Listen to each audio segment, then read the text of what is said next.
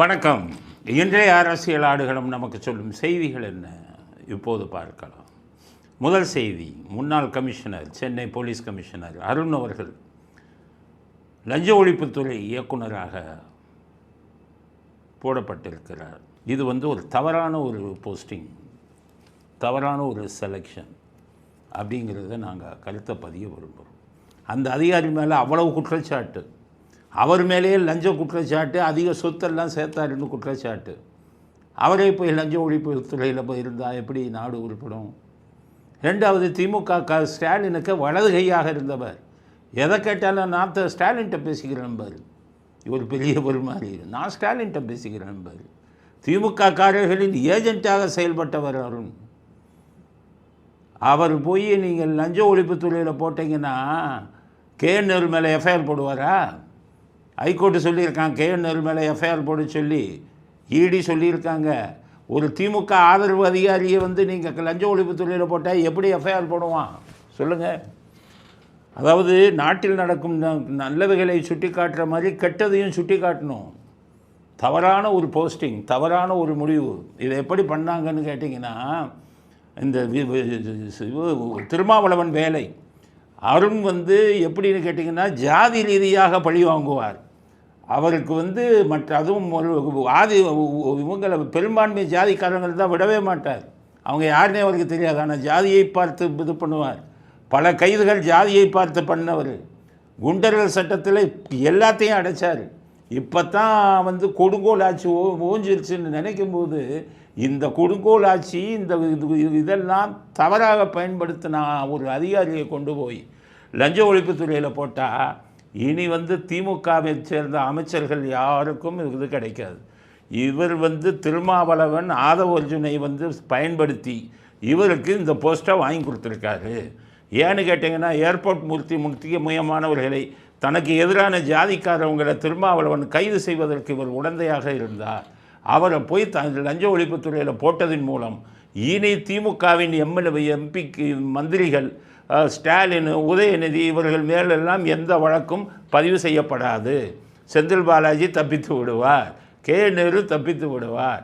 எப்படி இப்படி ஒரு போஸ்டிங்கை தாய்வார் காட்சியில் போட்டாங்கங்கிறது எங்களுக்கு மிகப்பெரிய ஒரு கேள்விக்குறி. தாவை காட்சிக்கு எங்களுடைய இதை தெரிவிச்சுக்கிறோம். இது தப்பான முடிவு. விஜய் அவர்கள் இதில் கவனம் செலுத்தணும். ஆதவர்ஜுனும் திருமாவளவனும் சேர்ந்து சதி செய்து இந்த அதிகாரியை மீண்டும் கொண்டு வந்திருக்கிறார். திமுகவை சேர்ந்த அத்தனை ஊழல் மந்திரிகளும் காப்பாற்றப்பட்டு விடுவார்கள். ஸ்டாலினிலிருந்து, உதயநிதியிலிருந்து, சபரீசனிலிருந்து, நேருலிருந்து, செந்தில் பாலாஜியிலிருந்து, அனிதா ராதாகிருஷ்ணனிலிருந்து யார் மீதும் எந்த வழக்கையும் பதிவு செய்ய மாட்டார். இவர் அந்த பதவிக்கு தகுதியற்றவர். இவரை போட்டதன் மூலம் தாவேக்காவிற்கு ஒரு மிகப்பெரிய கருப்பு புள்ளி வந்திருக்கிறது. அதனால் எங்களை பொறுத்தவரை, எங்களுடைய இயக்கத்தை பொறுத்தவரை, நேதாஜி மக்கள் கட்சியை பொறுத்தவரை, இவரால் மற்ற ஜாதிக்காரவங்களுக்கெல்லாம் ஆபத்து இருக்குது. திமுக காரங்க பூரா தப்ப வைத்து விடுவார். அதனால் இந்த போஸ்டிங்கை நாங்கள் வன்மையாக கண்டிக்கிறோம், வன்மையாக எதிர்க்கிறோம் அப்படிங்கிறத முதல் கட்ட கருத்தாக பதிவு செய்ய விரும்புகிறோம். இனி பாருங்கள், ஆம்ஸ்ட்ராங் இதில் திருவேங்கடத்தை சுட்டது இவர்.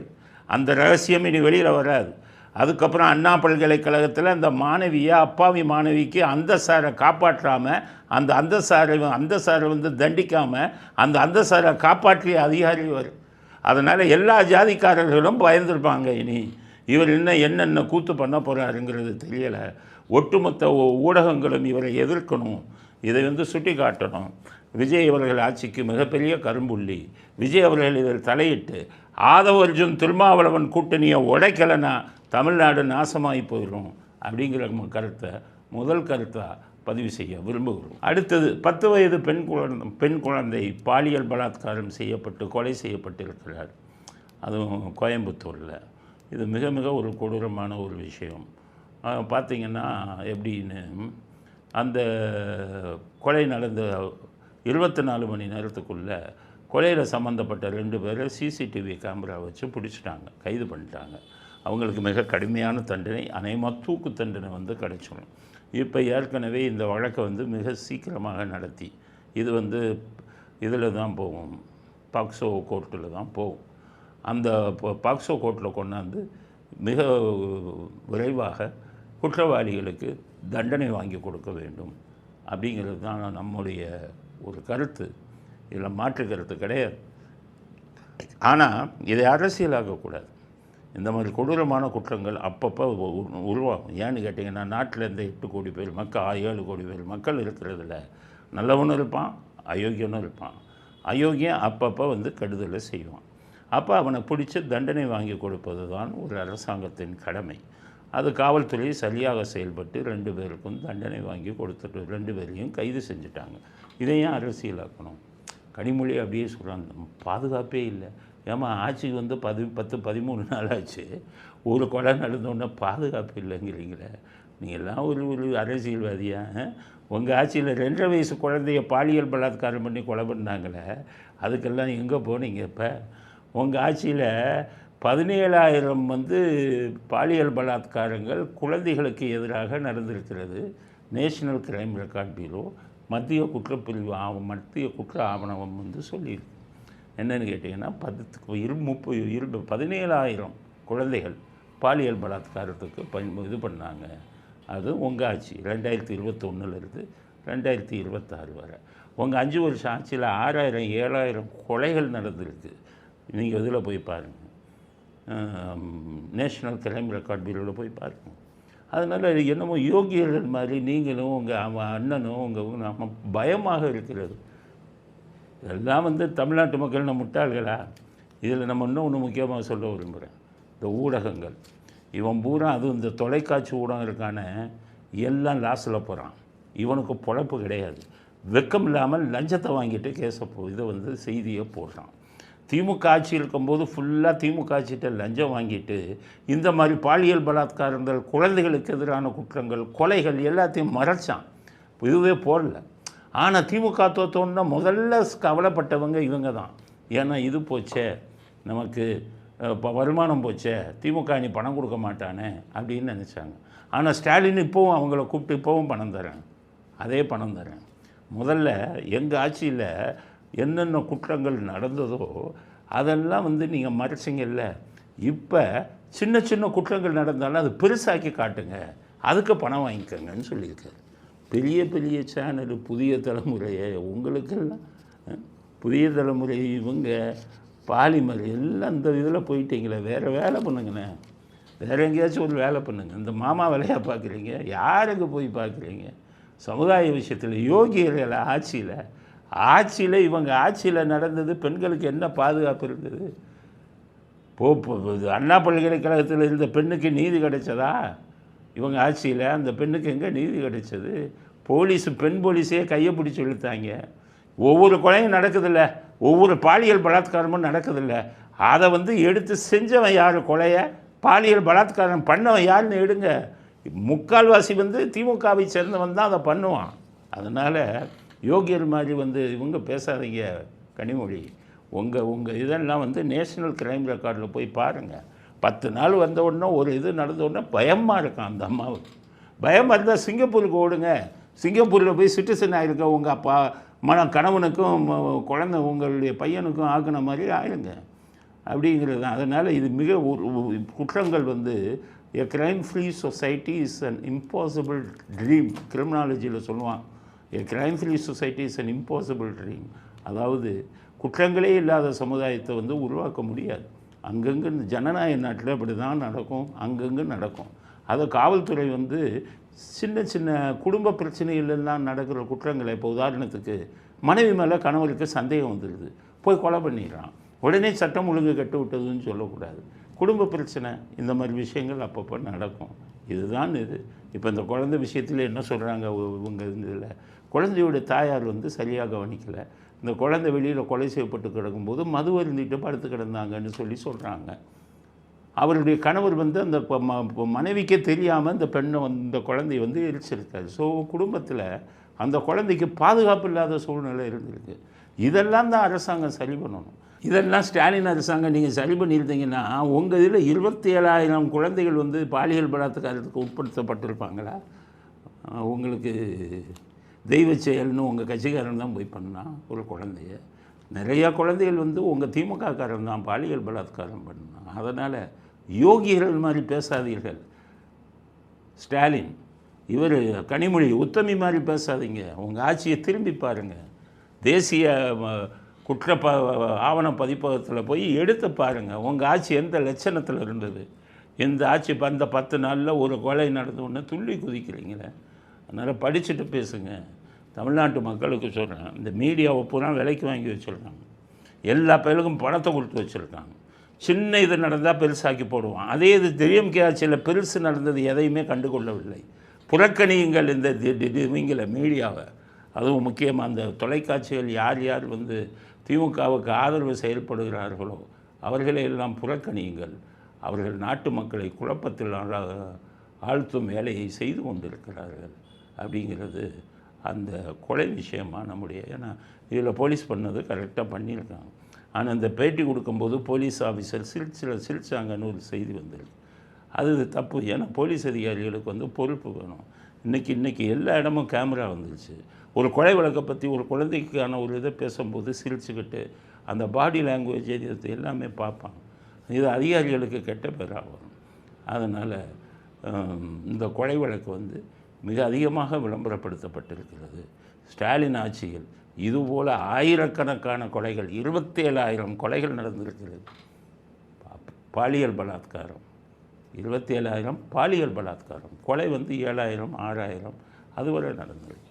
அதனால் அப்போது தான் சட்டம் ஒழுங்கு கெட்டிருக்கிறது ஒழிய இப்போ அங்கொன்றும் இங்கொன்றும் நடக்கக்கூடிய விஷயங்களை வச்சு சட்டம் ஒழுங்கு கெட்டுட்டு விட்டதுன்னு வந்து பொறுப்பில்லாமல் ஊடகங்கள் பண்ணக்கூடாது.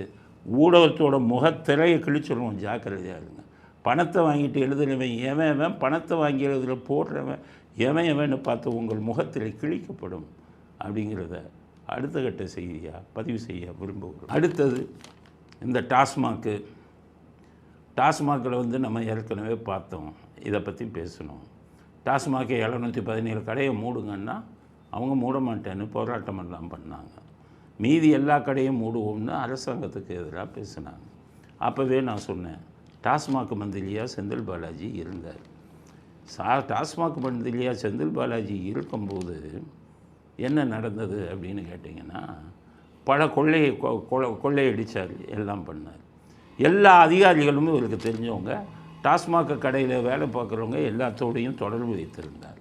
அதனால் நம்ம கொள்ளையடித்த டாஸ்மாகில் இப்போ வந்துக்கிட்டு நேர்மையான ஒரு இதை கொடுக்குறாங்களே, 10 ரூபா 20 ரூபா கலெக்ட் பண்ணக்கூடாதுங்கிறாங்களே, விலைப்பட்டியலை வெளியில் தொங்க விடுறாங்களே, அப்போ சுத்தமான சாராயத்தை மதுவை கொடுப்பேங்கிறாங்களே, நம்முடைய கட்சியை சேர்ந்தவர்கள்ட்டேருந்து மது வாங்க மாட்டாங்களோ இப்படிங்கிற பயத்தில் செந்தில் பாலாஜி குழப்பம் விளைவித்து அங்கு வேலை பார்ப்பவர்களோடெல்லாம் தொடர்பு வைத்து கொண்டு அவர்களை அரசாங்கத்துக்கு எதிராக செயல்படுங்கள் என்று சொல்லி கொண்டிருக்கிறார். அதனால தான் டாஸ்மாகில் பிரச்சனை வந்தது.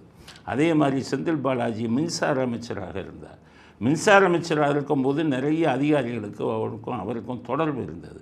அந்த அதிகாரிகளிடமெல்லாம் பேசி அங்கங்கே மின்சாரக்கு இது பண்ணுங்கள், கட் பண்ணுங்கள் மின்சார தொடர்பைன்னு சொல்லி அதிகாரிகள் மூலமாக இந்த செயற்கை மின்வெட்டை கொண்டு வந்து பண்ணிக்கிட்டு இருந்தார். இப்போ தாவேக்காவை சேர்ந்தவர்கள் நிறைய பேர் அங்கே போய் எங்கெங்கே வந்து இதெல்லாம் கட் பண்ணுறாங்கன்னு பார்த்து நிறைய டிரான்ஸ்ஃபார்மர்லாம் திறந்து போட்டு போயிருக்கான் திமுகக்காரர். எல்லாத்தையும் அவங்க போய் பண்ணி ரிப்போர்ட் பண்ணுறாங்க. இப்போ தான் தெரிஞ்சது மிகப்பெரிய சதி திட்டத்தை செந்தில் பாலாஜி தான் மின்சாரத்துறையில் இருந்த இதை வச்சு அவருக்கு தெரிந்த அதிகாரிகளை வைத்து இந்த அத்துமீறலை நடத்தி கொண்டிருக்கிறார். அவர் அமித்ஷாவுக்கு எதிராகவே இந்த மாதிரி அத்துமீறலை பண்ணார். அமித்ஷா வந்து விமான நிலையத்தில் இறங்கும்போது கரண்ட்டு கட்டை பண்ணது இவர் தான். அதற்காகத்தான் அமித்ஷா வந்து ஈடி வச்சு தூக்குனோடனே ஆஸ்பத்திரியில் போய் எல்லாம் ஹார்ட் ஆப்ரேஷன் ஊரை ஏமாற்றினாங்க.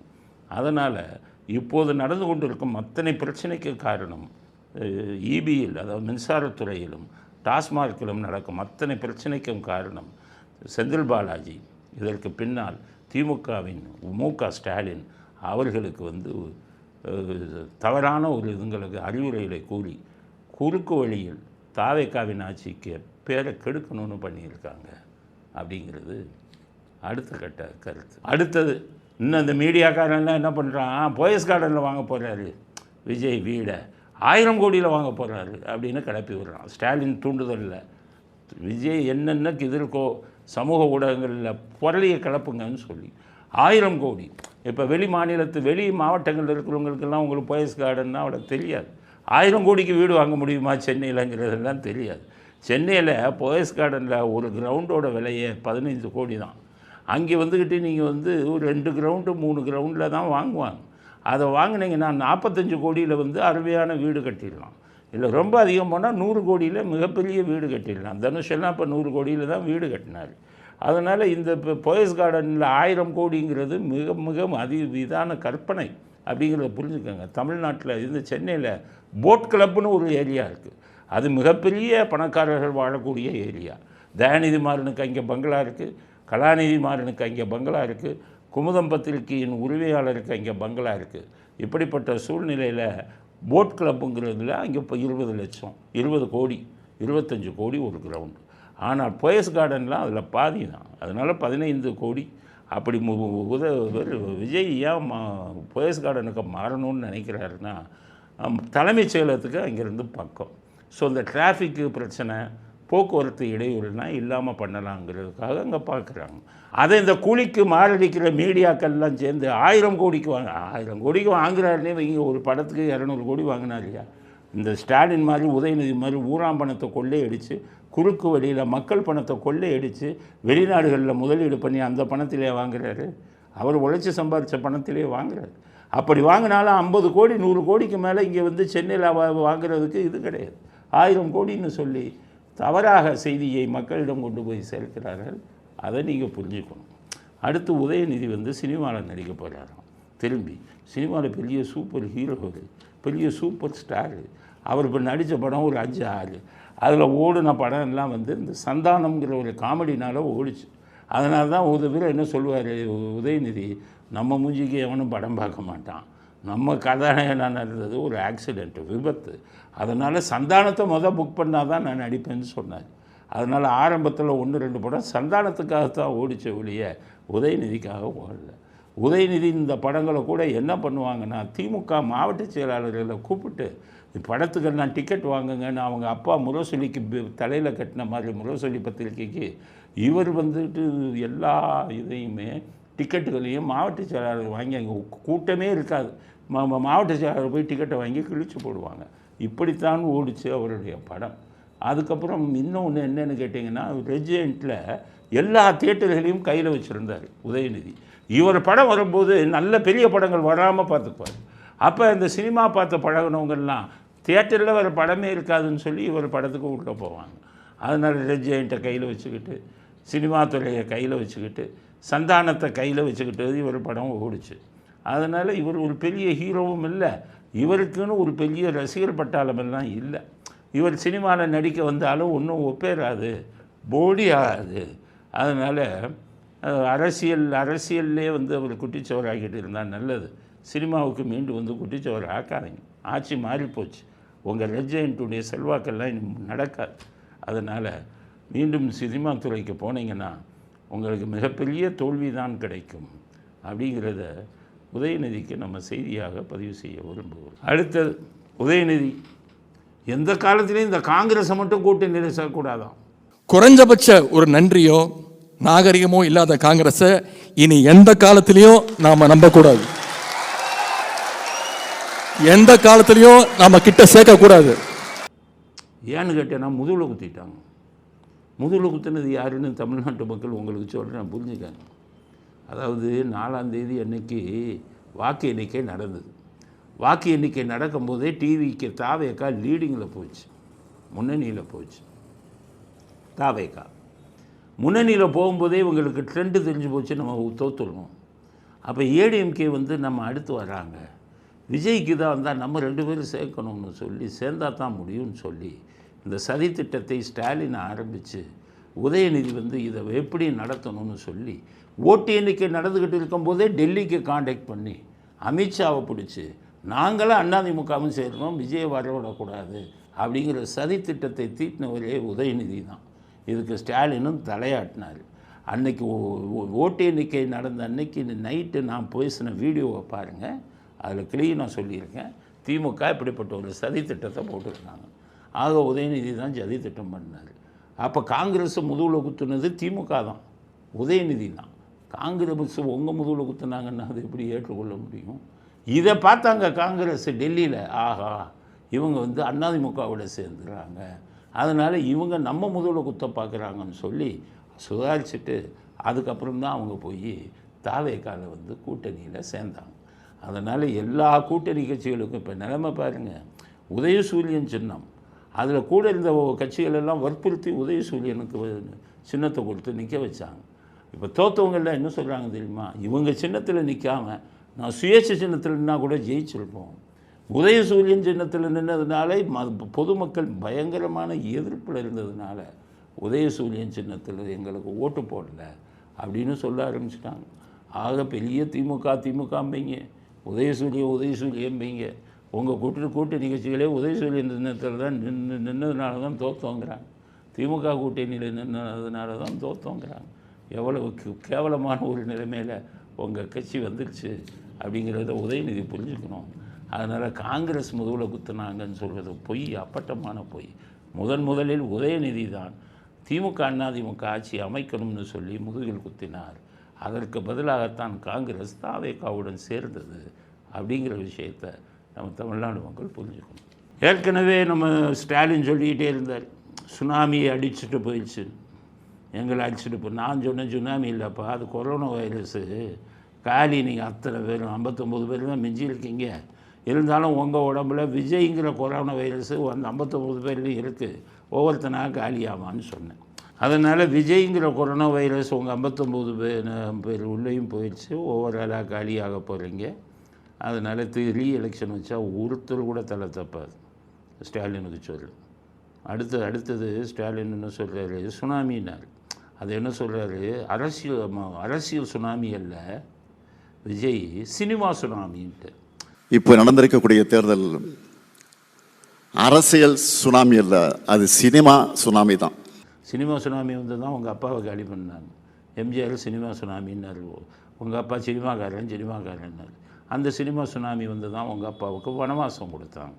14 வருஷம் வனவாசம் இருந்தது மாதிரி அதுக்கப்புறம் ஆட்சிக்கு வர முடியலை உங்கள் அப்பாவால். 75 76 போனவர் 89 தான் 14 ஆண்டுகள் கழித்து வந்தார். அதே மாதிரி இப்போ இவர் விஜய் வந்து சினிமா சுனாமிங்கிறார். விஜய் வந்து சினிமா சுனாமி சீக்கிரம் போயிடுவார் அப்படின்னு அவர் நினைக்கிறார் மக்கள். ஏன்னா அவர் என்ன சொல்கிறாரு, சின்ன குழந்தைங்கள்லாம் பொம்மை கேட்குமா, அது மாதிரி பொம்மையை வந்து பொம்மையை கொஞ்ச நேரம் விளாண்ட உடனே தூக்கி போட்டு அம்மாட்ட போயிடணும். அது என்னமோ எழுதி கொடுத்தவன் பாருங்கள் எவ்வளோ பெரிய அறிவாளி, பொம்மையை தூக்கி போட்டு அம்மாட்ட போயிடணும். அது மாதிரி இப்போ மக்கள் வந்து விஜய் பொம்மை மாதிரி ரொம்ப விரும்பினாங்களாம், திரும்பி தாய்கிட்ட வந்துடுவாங்களாம். தாய் யார், இவர் தாய்ங்கிறார். தங்களுக்கு பிடிச்ச நடிகர் ஒருத்தர் கட்சி ஆரம்பிச்சதுனால ஒரு ஆர்வத்தில் வாக்களிச்சிருக்கிறாங்க. கொஞ்ச நாள்லயே இந்த பொம்மை மேலே அவங்களுக்கு இன்ட்ரெஸ்ட் போயிடும். குழந்தை அம்மாவை தேடுற மாதிரி நம்மளைத்தான் நம்ம மக்கள் ஏக்கத்தோடு தேடுவாங்க. அடப்பாவீங்களா, தமிழ்நாட்டு இதையே கொள்ளையடித்தவர்கள் நீங்கள் தாயா? மக்களுடைய வரி பணத்தில் வந்து லட்சக்கணக்கான கோடியை கொள்ளையடித்து துபாய் போன்ற நாடுகளிலும் வெளிநாடுகளிலும் கம்பெனி ஆரம்பித்தவங்க நீங்கள் வந்துக்கிட்டு தாயா?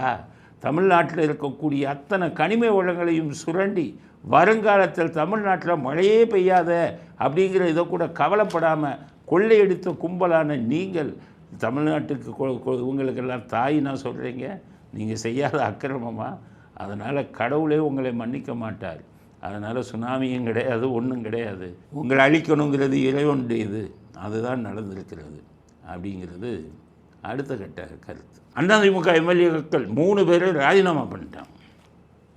ஏன் ராஜினாமா பண்ணாங்க அப்படின்னா, பதவி நீக்கம் வந்தாலும் வரும் அப்படின்னு நினச்சவங்க மறுபடியும் ராஜினாமா பண்ணிட்டான். பதவியை வேணாம். அப்போ ராஜினாமா பண்ணிட்டா என்னாகும், 3 எம்எல்ஏ 3 சட்டசபை தொகுதி வந்து காலியாகும். காலியானதில் மறுபடியும் தேர்தல் நடக்கும். தேர்தல் நடந்தால் தாவேக்கால யார் நிறுத்துகிறாங்களோ அவங்க தான் ஜெயிப்பாங்க. அப்போ ஏற்கனவே தாவேக்காவுக்கு 107, விஜய் வந்து திருச்சி கிழக்க ராஜினாமா பண்ணிட்டார். அந்த 1ஐயும் இந்த 3ஐயும் சேர்த்திங்கன்னா 4 தொகுதியிலையும் தாவேக்கா ஜெயித்ததுன்னா 107 4 111 வந்துடும் தாவேக்காவுக்கு. அதுக்கப்புறம் 7 இதுதான் எம்எல்ஏ தான். அந்த 7 எம்எல்ஏ வந்துட்டு அவங்க நிரந்தரமாக தனி மெஜாரிட்டியோடு இருந்துடுவாங்க. தனி மெஜாரிட்டியோடு இருந்தால் தான் நல்லது. இந்த தாவி இவங்க திருமாவளவன் மாதிரி எல்லாம் உள்ளே வச்சிங்கன்னா அந்த கட்சிக்கு கெட்ட பேரை உருவாக்கிடுவார். இந்த அருணை போட்டிங்கல்ல இதில் லஞ்ச ஒழிப்புத்துறையில் மன்னிக்க முடியாத குற்றம். இது மிகப்பெரிய திமுகவுக்கு மிக சாதகமான ஒரு விஷயம். திருமாவளவன் திமுக மந்திரிகளை காப்பாற்றுவதற்காக இந்த அதிகாரியை அருண் அங்கே போட்டு எந்த வழக்கையும் திமுக அமைச்சர்கள் மேல் போடாமல் தடுத்து விடுவார். இதற்கு ஆதவர்ஜன் உடந்தை.